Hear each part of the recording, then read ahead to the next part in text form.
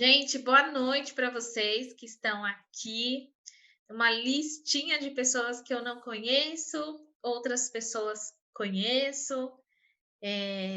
Muito contente por abrir essa atividade sobre maternidade e ascensão profissional, porque faz parte também do meu momento enquanto mãe. E quantas dúvidas a gente tem, né? Quando a gente fala sobre maternidade, quando a gente se torna mãe, existem questões que passam a fazer parte do nosso cotidiano e a gente nem imaginava que poderia ser assim. Hoje, além de mãe, estou atuando enquanto psicóloga clínica no ICATEPSE, que é o meu instituto de psicologia, e aqui a gente oferece 3 tipos de serviço, que é a clínica de psicologia, a escola de negócios para psicólogas e soluções para empresas. Estou aqui com 2 pessoas muito queridas, que é a Natália Marchini, minha parceiraça, veio falar um pouco para a gente sobre a trajetória dela, que tem muito a ver com uma transição de carreira também por conta de diversas questões, mas também por conta da maternidade. Então, vai contar um pouquinho da história dela. E com a Alessandra Dutra, que tem um significado na minha vida muito grandioso, né? Foi a primeira pessoa que foi minha supervisora de psicologia do esporte lá na faculdade, quando ainda ninguém falava de psicologia do esporte. Lá na Metodista, a Alessandra ela foi pioneira no assunto e eu tenho certeza que fez parte daquela minha história que construí, né, na psicologia do esporte e faz parte também de muitas outras construções, porque acho que foi a primeira pessoa em quem eu começo a me inspirar enquanto psicóloga, né? Porque na faculdade a gente olhava para todas as atuações e a sua Lê foi a que mais me inspirou. Então, quando a gente fala que carrega um pouco dos outros, né, na nossa trajetória, eu tenho muito de você. Até nos momentos que a Ai, gente eu divergiu, você sabe disso. A Lê, em algum Aham. momento, falou assim: Camila, você é uma pedra bruta que com o tempo vai ser lapidada. E isso eu vou lembrar para o resto da minha vida, porque eu fui lapidada, ainda estou sendo, num processo de construção que a gente tem, né, na nossa trajetória, na nossa carreira. E hoje eu tenho certeza do caminho que eu trilhei, que a psicologia do esporte ela fez parte. Ela não faz mais a lei, é uma área assim que eu pretendo nunca mais ter contato. Uhum. Mas sou completamente apaixonada por psicologia, por clínica e por todas essas coisas que eu faço. E eu agradeço você por essa parte da trajetória lá, quando eu comecei, isso 2006, nossa, eu era bichete, assim, de psicologia, mas foi o início da construção de um caminho que estou trilhando. Então, estou muito contente por ter você aqui, você é campeã, e eu espero que vocês que estão assistindo aqui comigo aproveitem muito das das contações de história da Lê, que é muito descontraída, não vai trazer isso de uma forma psicologada, aquela questão do psicologuês, sabe? De ficar falando de teoria. Então, você é a pessoa certa para estar aqui com a gente hoje. E eu gostaria que você mesma se apresentasse, contasse Tá sobre ok. a sua trajetória e a gente já pode começar daqui, né, Ná? Já estou prontíssima para começar a perguntar para a Então Lê. tá bom. Olha, eu só tenho que agradecer, que olha, que honra, viu, Camila? Que homenagem. Eu me senti agora assim, né, com amor muito grande aqui dentro, viu? E saiba que é isso mesmo, você foi crescendo. A gente, engraçado, né? Na faculdade a gente olha para os alunos assim, parece que a gente vai vendo um caminho deles, assim, de cada um de vocês, né? Sim.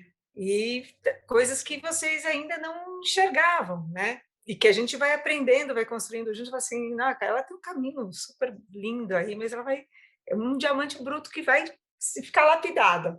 E na hora que lapidar, só coisa boa vai sair. É, E tá aí, né? Quanta coisa boa você não está construindo dentro do teu repertório como mãe e é. como profissional. E a Uhum. performance saiu de você. Você está falando de, eu não atuo mais em psicologia do esporte, mas a performance está aí. Você está aí, ó, produzindo o tempo todo, com o seu próprio instituto. É isso. Você só mudou o nome de esporte para performance, mas é o conteúdo o mesmo, né? Nossa, Lê, nunca tinha pensado nisso, mas é exatamente isso. Exatamente isso. Só você mesmo fazer essa conexão. Amei. É Né? performance. E vamos lá, contar um pouquinho aí sobre quando você fala da maternidade. Eu adorei, porque eu falei assim, poxa vida, falar sobre, né, carreira e maternidade, eu nunca tive oportunidade de falar sobre isso. Ou eu sempre falei de carreira, mas nunca dessa relação, né? Uhum. Eu acho fantástico, assim, eu casei muito, assim, ao mesmo tempo que eu tive uma ascensão profissional, casei muito cedo também, né? Era uma época que uma geração que casava cedo, que, enfim, já estava namorando há muito tempo, e meus filhos foram muito planejados, né, dentro para mim, assim. Então, eu acho que eu tive uma ascensão profissional muito boa, porque eu sempre fui muito focada, e a minha ascensão profissional sempre foi também muito cedo, né? Eu acho que quando eu terminei a faculdade, até uma vez eu já falava isso para vocês, eu não sou referência, porque eu já entrei com 4 empregos. Eu terminei a faculdade com 4 empregos, né? E dali foi muito, porque eu sabia que eu tinha que fazer ainda a minha construção profissional durante a faculdade, né? E depois, com 26 anos, eu tenho meu primeiro filho. E nisso, eu já estava formada, me formei com 21, há 5 anos, e já estava dando aula na universidade, já estava com uma carreira já estabilizada e sempre progredindo, né, progressiva. Foi muito engraçado, assim, que quando eu fiquei sabendo que eu estava grávida, eu estava dando aula de psicologia social né, na faculdade, e aí tinha aquele bip, lembra aqueles bipzinhos, aquele bip que tinha, né, veio a mensagem assim, ó, parabéns, mamãe. Eu falei, meu Deus, eu gritei assim, você é mãe! E estava tendo uma apresentação de trabalho. Aí todo mundo, Aí, então, foi ali que começa. Eu tive um sonho muito louco, que era eu sonhei, engraçado, nada a ver, né? Mas quer dizer, tudo a ver, né? Mas nada a ver, tudo a ver. Com a dona Canô, mãe do. Nada como é que Dona Canô, que é a mãe do. Gente, como é o nome dele? Da Maria Bethânia e do. Da Maria Bethânia. Isso, do Caetano. Caetano. Betânia e do Caetano. Nunca. Eu estava numa casa, e ela recebia as pessoas nessa casa, e tinha muita criança nessa casa, muita criança. Aí eu cheguei para ela assim, ela me abraçou e falou assim, ele está aqui. Eu falei, ela teve emoção, né? Eu falei, ele está aqui? Ela falou, ele está aqui, você quer conhecer? Olha, que coisa louca, né? Eu tinha nesse mesmo dia. Eu falei, claro que eu quero. E era o Bruno, era meu filho, né? Pequeno, assim. Falei, caraca! Daí ele estava com uma roupinha azul, um cabelinho comprido. E ali, naquele momento, eu falei, nossa, é ele, é ele. Ainda até me emociona, porque isso ficou muito marcado para mim. Gente, né, Natália? É maluco. Assim, muito marcado. E aí, então, Aí eu falei assim, poxa vida, como é que eu vou fazer essa divisão, né? Do trabalho com o filho. E levei a gestação até, assim, entrei na 40ª semana, até que o meu médico falou assim, olha, se demorar muito para sair, eu vou ter que fazer cesáreo. Mas, no fim, trabalhei. No dia que eu tive o Bruno, eu ainda trabalhei nesse dia na clínica, porque da faculdade já tinha entrado em afastamento. E quando eu fui para ter, daí eu comecei a sentir as dores, as contrações e tudo mais, mas eu não tive dilatação, porque eu fui bailarina, né? E os bailarinos têm o canal muito mais enrijecido. E aí, então, teve que ser cesariana. E ele foi, né, uma criança abençoada, assim. Minha mãe me ajudou muito na maternidade, acho que isso é uma coisa que ajuda muito a gente também, ter os apoiadores quando você tem uma carreira ali, né, que você não pode descuidar da carreira, porque também é sua grande paixão, seu grande amor. E então eu tive uma apoiadora muito grande nesse momento, e naquela época o pai também dos meninos também ajudou muito, né, a construir essa relação. E eu lembro um dia que eu estava assim muito, então eu trabalhava até tarde e aí, né, à noite ficava com ele ali porque ele não era uma criança de dormir muito. E aí eu estava assim cansada, preparando porque eu não tive leite, porque eu fiz uma cirurgia plástica com 15 anos de idade. E aí isso também tirou minha condição mamária, né, minhas glândulas mamárias. E eu levava numa amiga minha para amamentá-lo. Então, tanto o Bruno quanto o Luca têm suas mães de leite, né? Uhum. Eu acho que mais amor que isso você tem mães que de repente falam assim, não, tem que vir do meu peito, mas poxa, a vida é leite de mãe, né? Leite de então a gente dava essa condição para o Bruno de ele amamentar no peito da Valéria, de uma grande amiga minha, que tinha acabado de ter também um filho. E aí eu estava pegando um potinho que ela deu de leite, estava esquentando assim, não é esquentando, dando aquela mornada, porque eu estava tão cansada, mas um cansaço assim, esgotado. Daqui a pouco eu olho assim, ele estava no meu colo, eu olho assim, ele rindo, né, bebê ainda, eu falei, não tem mais cansaço, né, não tem mais aquilo. Então foi um período bem desgastante assim, de você ter de privação de sono, né? Mas mas ele estava sempre ali comigo e eu também sempre focada no trabalho, nunca desfoquei do trabalho por conta da maternidade, mas também sempre respeitei a maternidade porque eu sabia que a mãe, né, eu sou a mãe, então eu que tinha que cuidar. E, e ele sempre foi uma criança que muito colaborou, sempre, né? Colaborou muito. Eu durmo muito pouco, já é da minha natureza, e acostumei esse menino também a dormir pouco também, porque era o tempo que eu chegava em casa à noite e ele ficava comigo, né? E aí eu fazendo relatório, ele sentava no colo e ficava relatório, mamãe, deu relatório, ficava. Não deixei de brincar com ele, o tempo que era dele, né? Assim, falei assim, eu apostei sempre na qualidade de, de né, de tempo mesmo, não era quantidade, era qualidade, e ali, então, na hora que eu ficava com ele, não tinha pensamento que me tirasse disso, né? Então, as brincadeirinhas, as cantigas, muita coisa acontecendo dentro do carro, né? Porque eu saía às vezes da metodista, ia para o consultório, depois ia para um clube, aí eu pegava ele na casa da minha mãe, e aí eu voltava, daí eu saía, né? Então, muitos dos nossos afetos foram construídos dentro do carro, assim, né? De ir e vir. Então, isso também é uma coisa que é muito legal, assim. Cortava meu coração quando eu tinha que sair, deixar ele, e ele ficava, não vá, mamãe, né? Que eu acho que todas vocês devem passar por isso Sim. também, em algum momento. E aí eu falava, mamãe vai voltar feliz, vai brincar com você de carrinho, vai brincar com você disso. Então, eu nunca fiz também da profissão uma coisa ruim para ele, né? E sempre falei que ele estava me emprestando para o mundo. Você está emprestando a mamãe para o mundo. Eu brincava assim. Quando vem a segunda maternidade, que também foi planejada, eu falava para o Luca que, falava, mamãe vai matar um leão, já volta. Era a maneira de brincar assim com ele. Ele falava, e o leão? Você matou o leão hoje? Eu matei. E cadê ele? O problema é como é que você explicar onde estava o leão, né?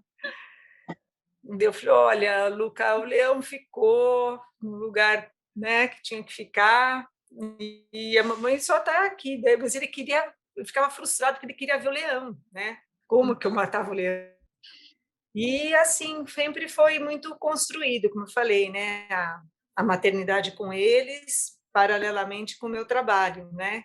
Nunca coloquei os dois amores em confronto, e quem fizesse isso, eu acho que eu ia.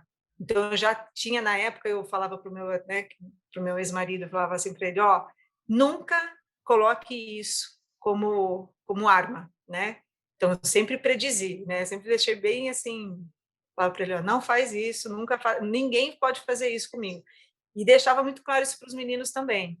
Falava assim, são 2 grandes amores da minha vida, complementares, importantes, que sem o trabalho eu não vivo e sem meus filhos eu também vivo. Então, isso deixava muito, muito, muito vivo na cabeça deles, né? Que não tinha essa questão de competição ou comparação, que eram 2 grandes amores que eu não podia viver sem um e nem sem o outro. E eles foram entendendo, né? Na medida que eles conseguiam, quando eu ia viajar para fora do país, eu entrava naquele táxi, assim, sempre chorava, chorava, chorava, chorava. Mas quando chegava no aeroporto, expirava fundo, né? Tirava as lágrimas, já focava nas equipes que tinha que focar, no trabalho que tinha que ir. E a tecnologia foi minha grande aliada, que eu estudava com eles lá fora, estudava para provas, fazia os trabalhos, acompanhava, fazia reunião com o diretor de escola, às vezes com a médica. Quando eu saía, deixava tudo muito organizado para que para eles pudessem se sentir seguros, e eu também lá fora. E foi uma maternidade que até hoje nós 3 somos muito amigos, assim. Meus filhos estão grandes hoje, um com 22, outro com 18, e eles entendem bem minha profissão, admiram a mãe que tem, valorizam a questão do trabalho, da mulher que trabalha fora, né? Então são homens que valorizam isso, né? E dão muita importância para isso. E acho que são, né? Tem a proposta de criar homens do bem e de bem, né? E isso sempre foi a minha situação. Então nunca eu chegava cansada, era exausto, mas a gente conseguia, dentro da medida do possível, dar conta de tudo ali, né? Tem uma história, Camila, que eu fui levar o Bruno para o pediatra, eu estava no mestrado, fazendo mestrado, e ele era bebê. Vocês vão falar, nossa, que horror, né? Mas você sabe como quando a gente está estudando, quando a gente está, meu Deus do céu. Ele era bebezinho, eu acho que era a segunda ou terceira consulta dele no médico. Quando a gente tem um primeiro filho, a gente quer levar no melhor médico, no melhor não sei o quê, tudo do bom e do melhor. Aí o segundo, coitado, já vem assim com outras percepções, né? E aí ele, no médico, no pediatra que ele ia, no primeiro pediatra, então quem recebia era uma enfermeira. Então ela que media, ela que pesava, ela que não sei o quê, enquanto você conversava com o médico. Aí eu peguei, né, vi ali, ele fez toda a instrução do Bruno, tal, falou o que tinha que fazer, olha, agora dá isso, faz isso, né? Quando eu levanto, eu falo tchau para ele e saio do consultório sem Bruno, sem nada. Desço o elevador, entro no carro, falo, caraca, o que eu vim fazer aqui? Fiquei, meu Deus do céu, o que eu vim fazer aqui? Isso, assim, ele conta isso para os amigos dele até hoje, assim, falou, o que eu vim fazer aqui? O que eu vim fazer aqui? Aí eu peguei, entrei no carro, estava saindo com o carro, aí o manobrista falou, dona, a senhora esqueceu seu filho lá em cima. Eu falei, eu só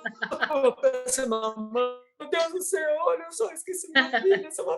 O cara não entendeu nada. Ele, calma, minha senhora. Eu falei, não, tá vendo? Não sirvo para ser mãe, olha o que eu fiz, não esquecendo meu filho. Subi, aí né, no elevador, assim, chorando, daí estava o doutor Marcelo com a enfermeira, com o Bruno assim, daí ele me acudiu assim, falou, calma, isso acontece. Eu falei, não acontece, você está falando isso para me acalmar.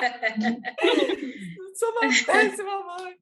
Mas olha, aquele dia eu me senti assim um lixo, assim, sabe? Eu falei, como é que você pode esquecer teu filho num pediatra, né? Dentro de um pediatra. Depois você começa, né? Ainda bem que foi no pediatra, ainda bem que não foi dentro de um carro, mas mesmo assim, né? Muitas vezes porque a cabeça da gente é muita coisa. Sim. De levar ele na escola, era dia do índio, aí eu tinha entendido errado. Aí eu levei ele fantasiado de índio, enquanto estava todo mundo. Aí eu olhei assim, fiz: Bruno, você é bem-vindo ao Dia do Índio, você agora tá homenageando os índios.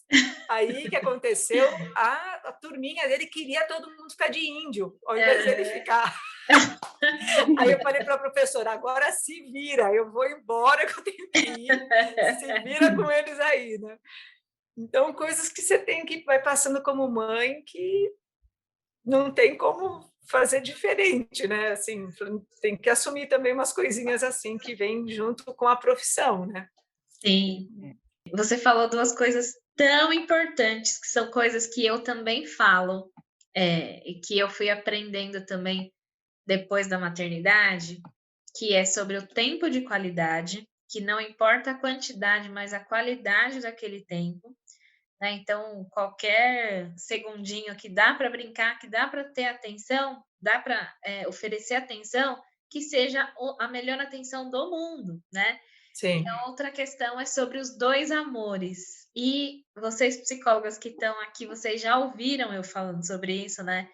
Que é você começar a explicar desde muito cedo para o seu filho, né? Ou, sei lá, para uma criança que convive com você, que você é muito feliz no trabalho, né? Eu, desde os 2 anos, eu falo isso para Cecília, que foi a idade que eu observei que ela começou a entender algumas coisas, e eu falava para ela, eu vou trabalhar, porque quando eu trabalho, eu fico muito feliz.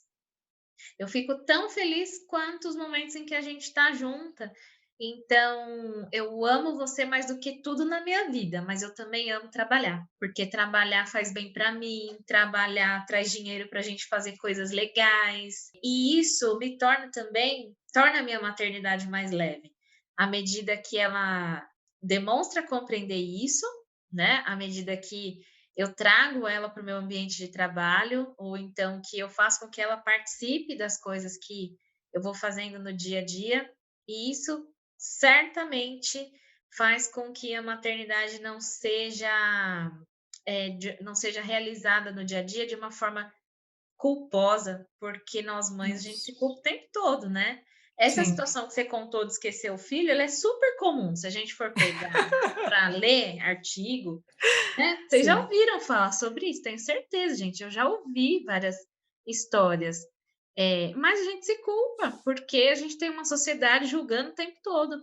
E uma outra questão que eu acho que é mais importante do que tudo isso é que não existe fórmula mágica, né? Então você Não. tem uma história, cada uma de nós tem a sua, e dentro disso, uma das coisas que eu acho que também que são prioritárias é como é que a gente se organiza no dia a dia para dar conta, né?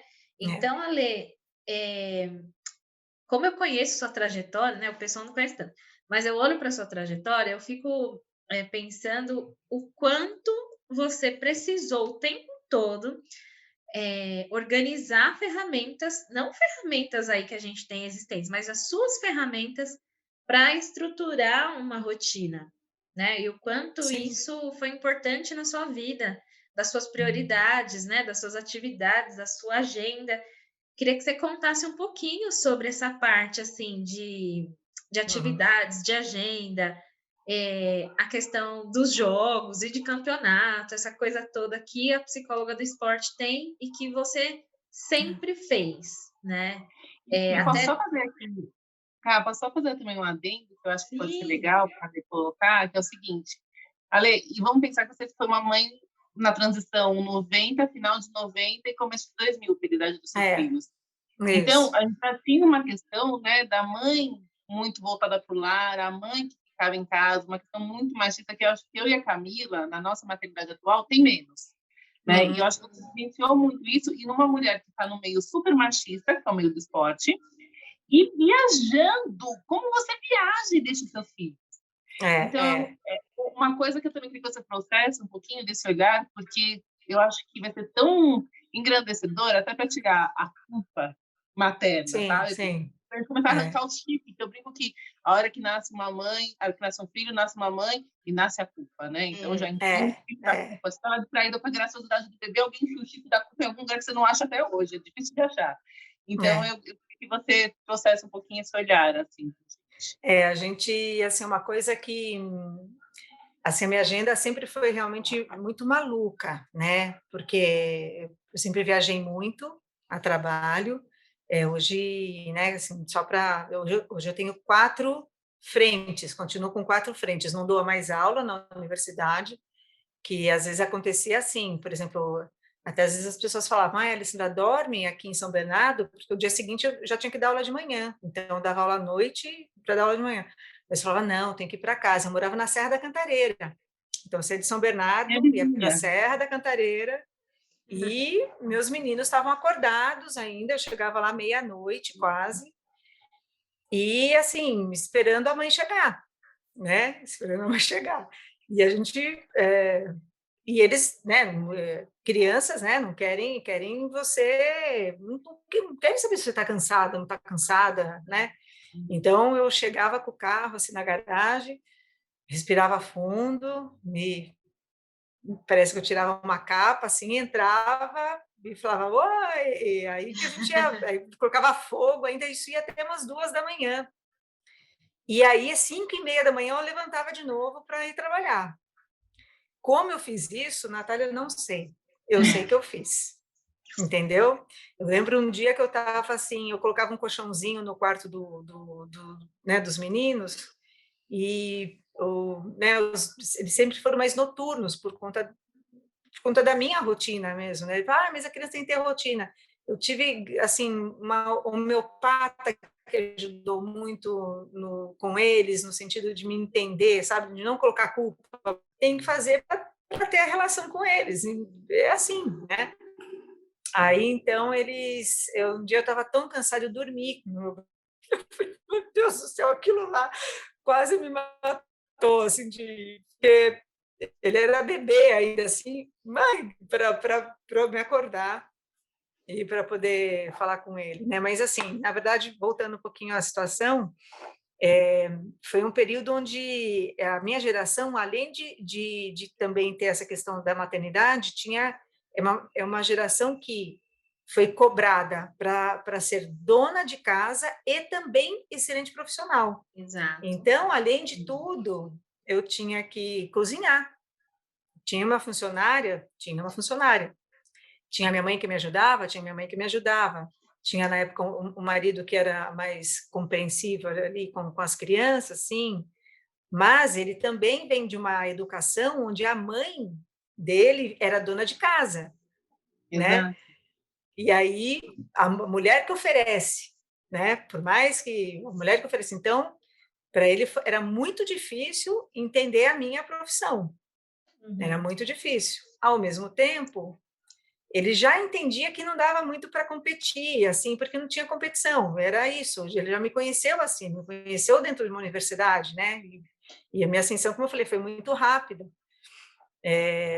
Então, tudo isso, eu tinha que ter múltiplas funções. E isso faz com que você se exige mais. Então, você tinha que saber cozinhar, saber limpar, saber lavar, saber, né? Eu sei tudo, eu sou multitask. Se qualquer prato que você quiser, né, eu cozinho, né? Aquela coisa assim, se eu tiver que pregar um botão, eu vou pregar. Ao Sim. mesmo tempo, tem uma ascensão profissional assim, que hoje eu trabalho para o Comitê Olímpico Brasileiro, trabalho dentro de uma organização de gamers, né? Então, que é o tempo todo, isso vai até de madrugada, porque eles são de madrugada, né? Os jogadores. Trabalho no MIBR, né? E com CSGO, com jogames, né? Com jogos, né? Eletrônicos. E trabalho também para uma organização de pôquer. Então, também tem os jogadores de pôquer, dos quais eu também trabalho. E trabalho na minha clínica ainda também. Então, são 4 frentes, né? Nunca deixei de ter várias frentes de trabalho. Já trabalhava na polícia militar, quando tive os meninos. A Camila era dessa época, ainda era aluna, quando era da polícia militar.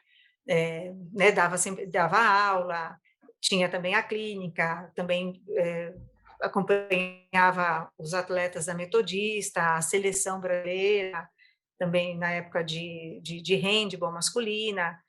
Então, viajava com eles, viajava também com a equipe masculina de handebol, Depois comecei a viajar com outras equipes, né, por conta do Comitê Olímpico.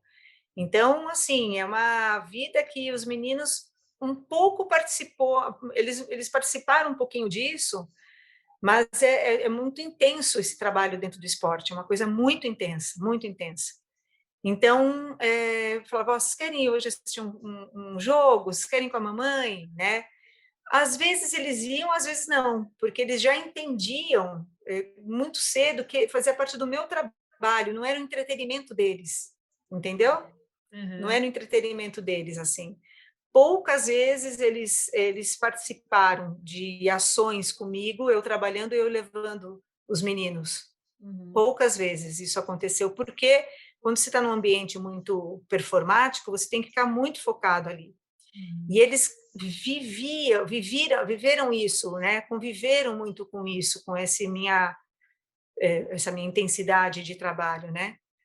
Mas eles também sabiam que na hora que eu falava assim: "Mãe", eu fechava, né, mesmo eles um pouquinho mais velhos, assim, fechava tudo e sempre dei atenção, né, sempre também procurei dar essa atenção para eles. E eles foram entendendo isso também, tanto que hoje, como eu falo, a resposta que eu tenho deles mais adultos, né, eles falam: "Mãe, mãe, isso é incrível, mãe", é uma delícia, assim, a relação que a gente tem, deles valorizarem tudo que foi feito, deles serem Uhum. os meninos que são, deles, entenderem a minha profissão, né, e se transformarem em homens, assim, que com certeza vão entender as pessoas que vão estar com eles vão ter essa cumplicidade, porque eles foram muito cúmplices meus, assim, e eu sempre mostrei isso para eles também, né.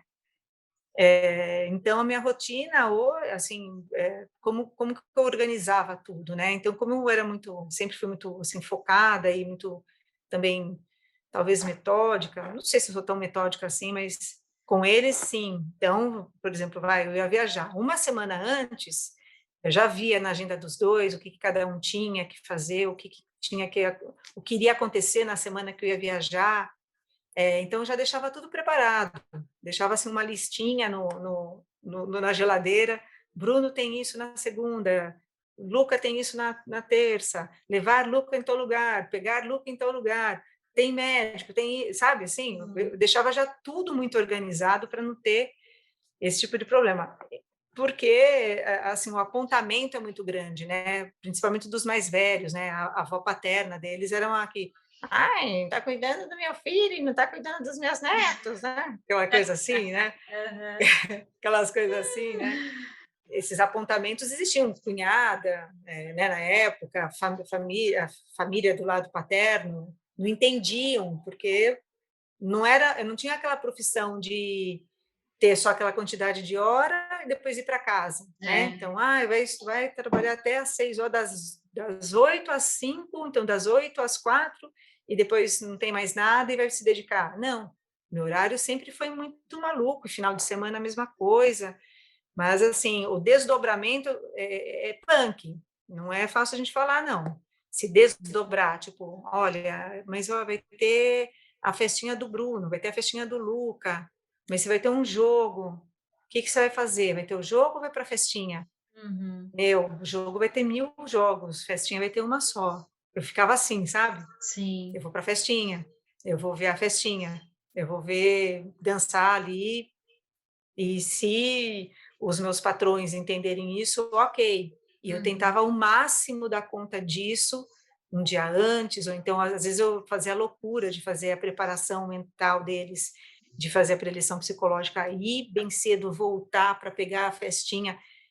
E, assim, a maternidade ela vai exigir de você, ela dá trabalho, a maternidade dá trabalho, né? E é para dar. Se não der Uhum. trabalho, É, Tá não é tem errado. problema. maternidade. Né, se não é, então, assim, vai exigir a sua atuação ali e a sua responsabilidade como um ser que se está orientando vidas, né, está orientando, se está educando, se está mostrando uma visão de mundo, uma visão mostrando para essa criança, é uma responsabilidade que você tem, né. Então é uma coisa que você tem que fazer da melhor maneira possível, fazer bem, fazer leve, Porque se você fizer dessa maternidade uma coisa pesada, quem vai levar isso, quem vai levar esse peso são eles, né? A gente depois tem uma conta a ser acertada quando eles ficarem adultos, sabe? Então, não dá. Acho que a gente tem que criar esse equilíbrio, que não é fácil fazer, não tem uma coisa certa. Como eu falei, também fui abençoada com uma mãe que me ajudou muito, e entendo que tem muitas mulheres que não têm isso, que não têm como dividir essa maternidade, né? E então eu não sei, juro para vocês, eu não sei o que seria de mim se eu não tivesse a minha mãe me ajudando. Entendeu? Que foi uma grande, eu falo que ela dividiu comigo muito bem essa maternidade e falava para mim, vai fazer, vai, pode deixar as crianças comigo e vai, né? Então isso até me emocionou porque eu falo, não tem preço. Agora entendo também aquelas pessoas que não têm, porque deve ser muito punk você ter uma profissão e não ter alguém ali para te apoiar nessa hora da maternidade, porque deve ser, se deve sentir muito sozinha para poder dar conta disso tudo, né? Mas se eu tivesse que por exemplo, sei lá, um conselho, alguma coisa, eu falar assim, ó, tenta lidar com leveza e com humor, porque as crianças, elas vão captar muito bem o seu espírito, elas captam o teu espírito e o que você faz, não tanto a palavra, mas a tua ação, teu comportamento. A melhor lição que você vai dar é através daquilo que você está realmente expressando ali para eles, né? E a fala vem legitimar, vem confirmar, não ao contrário, assim, sabe? Então Exato. você vai agir, e aí a fala vem confirmar o que eles vão atestar, né? Muitas vezes. Então, eu acho que fui muito feliz, assim, na minha construção, tanto profissional quanto a minha maternidade, assim, eu não posso reclamar. Eu sei que foi difícil, tinha hora que não era fácil, né? Porque você chegava muito cansada, muito exausta, né? E a minha maior preocupação era como que os meninos estavam vendo tudo isso, né? Mas a resposta deles, assim, sempre foi muito, muito boa comigo, assim, como eles sempre foram crianças que colaboraram muito também, né? Para que tudo fluísse, né?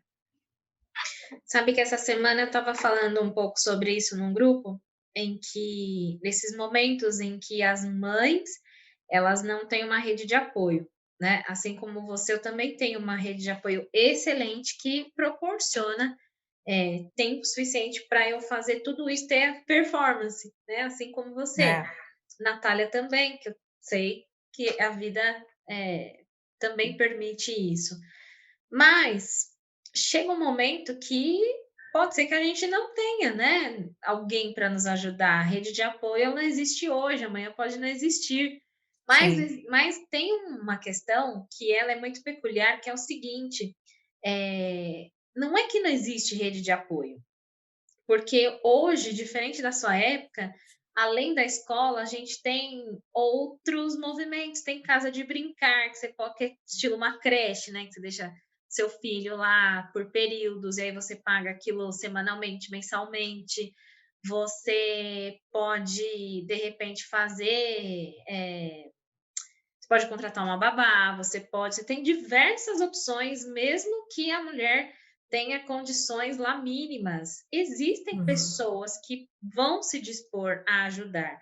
A questão é que nós, mães, não estamos preparadas para receber tais ajudas, né? Eu mesma sou uma mãe, tipo a Carol Primo, que falou que parece a galinha com os pintinhos embaixo das asas, né, Carol? Você falou essa semana.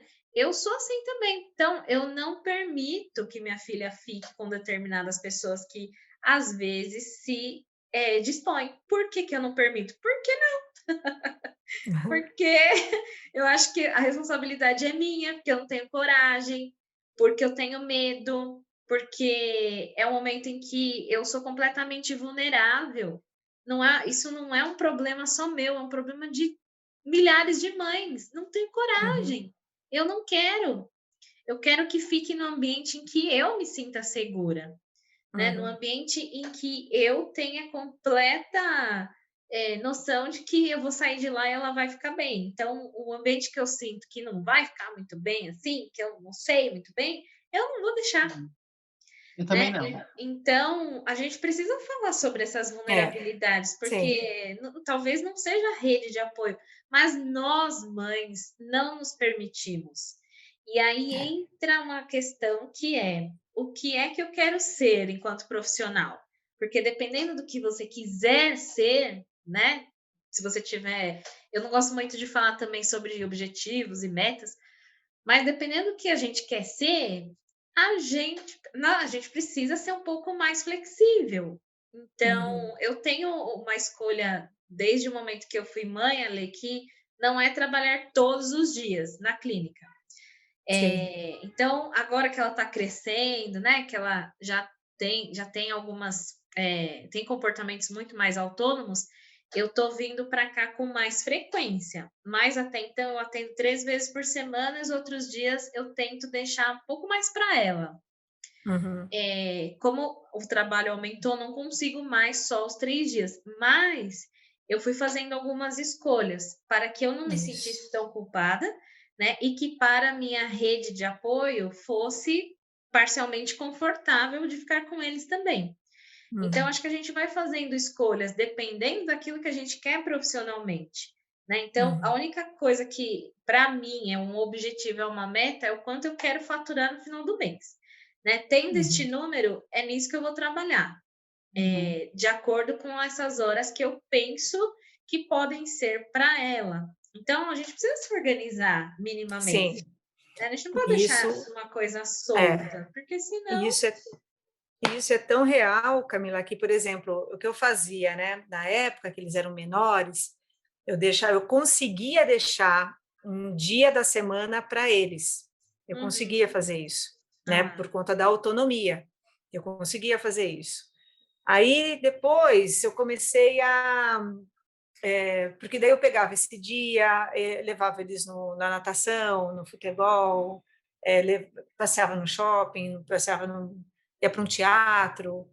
Então, a gente sempre estava fazendo alguma coisa, ou de repente não fazia nada, ficava em casa, assistia vários filminhos, o mesmo filme, Rei Leão, nunca me esqueço, Rei Leão, Rei Leão, Rei Leão, né?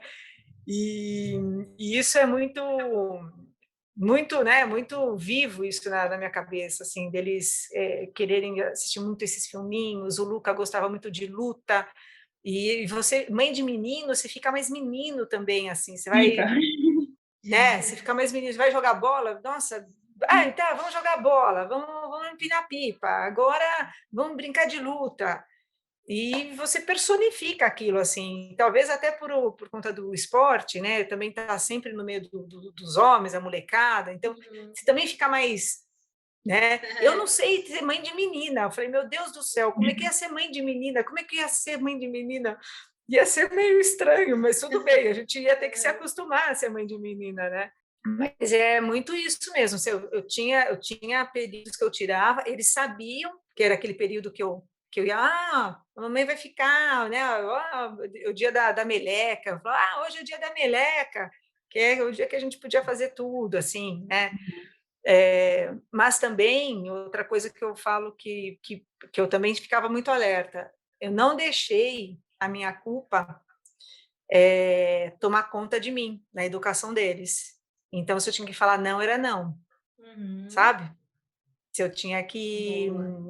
eu sempre deixei, assim, muito claro, eu sempre dei muito a questão de limite mesmo para eles, assim, falei, não, isso não. Eu lembro que um dia, o Luca, o meu mais novo, ele era muito bonzinho, assim, para a gente comprar alguma coisa, sei lá, se eu tivesse que comprar material escolar, em uma papelaria, fazer algum tipo de coisa assim, ele ia comigo, ele ficava sentadinho, ficava mexendo com alguma coisa, brincava com alguma coisa enquanto eu fazia as compras, assim, até um dia uma mãe falou assim, nossa, que incrível, como seu filho fica quietinho, né? Eu falei assim, é que ele tá aqui comigo, né? Mal ela sabia que a gente valorizava aqueles momentos juntinhos ali, né?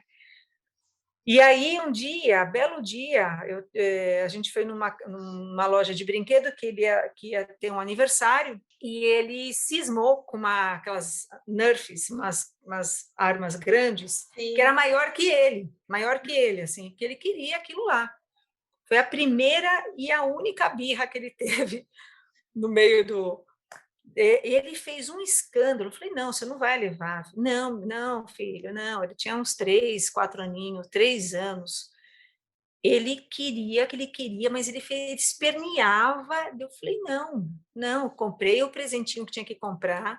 A moça, que era a dona da loja, era uma conhecida minha, falou assim: leva a Nerf para ele, Alessandro. Eu falei, não, não é assim que ele vai conseguir. Ele Uhum. não vai conseguir a Nerf assim, né?